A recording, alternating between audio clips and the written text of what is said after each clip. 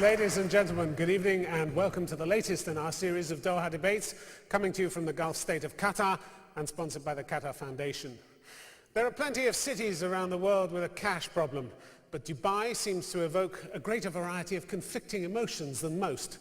Pride at its flashy skyscrapers, disdain for its treatment of immigrant workers, respect for its massive container ports and communications, concern at its lack of transparency and press freedom. But like it or not, Dubai stands out from the crowd, an icon to some, a nightmare to others. So is it a magnificent dream that stumbled into hard times, or is the underlying concept fatally flawed?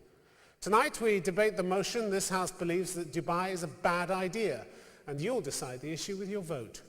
Our panel, of course, disagree fundamentally. Speaking for the motion, Simon Jenkins, former editor of two London newspapers, The Times and The Evening Standard. 5 years ago, he was awarded a knighthood for services to journalism and is now a commentator for The Guardian newspaper. And with him, Shala Musabeh, an Emirati citizen who founded the City of Hope Shelter for Women and Children in Dubai. Previously, she campaigned against using children as camel jockeys, a practice which was banned in the Emirates in 2005.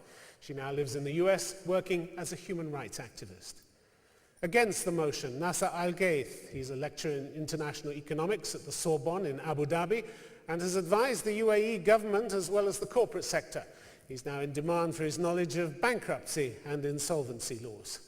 And with him, Michel Kanu, a prominent businessman in the Gulf and deputy chairman of his family's group of companies.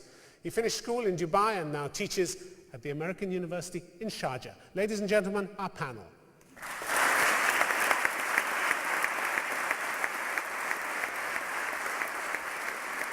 My question is for Dr. Nasser. Earlier in the evening you said that countries in the Middle East now have a beacon of hope in Dubai and they no longer have to look to the West. But what beacon of hope can other countries in the Middle East have when Dubai, or this beacon of hope as you say, has come crashing down right in front of their very eyes?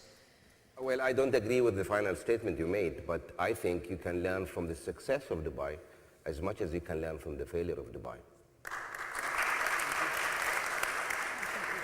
I agree with that. I agree with that. I think that you can learn from its success, and you can look at the amount of propaganda and human rights violations and say, where did we go wrong? Thank you. We've come to the point, ladies and gentlemen, we are going to vote on the motion this House believes Dubai is a bad idea. Before you use your voting machines, let me just explain how they work. If you want to vote for the motion, that is the side represented by Simon Jenkins and Shala Musabeh, it's button 1, the yes button. If you want to vote against the motion, that's the side represented by Nasser Al-Gaith and Michel Kanu, it's button 2, the no button. Whichever button you want to press, would you do it now? There's the result. 38% for the motion, 62% against. The motion has been resoundingly defeated. All it remains for me to do is to thank our distinguished panelists for coming here tonight. Thank you to you, the audience, for your questions. The Doha Debates will be back again later this month. Till then, from all of us on the team, have a safe journey home. Good night. Thank you very much. Good night.